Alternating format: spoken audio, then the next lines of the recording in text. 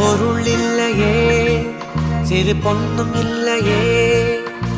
பணம் காசிலே இந்த பாசம் இல்லையே அன்பான மகள் வந்தார் அம்பானி நானாகிறேன் இந்த இன்ப மகாராஜ பெற்ற புது ரோஜ எலிசபெத் ராணியின் பேத்தியே தாயே தாயே மகளன வந்தாய் தந்தை சிந்தை நலமுற வந்தாய்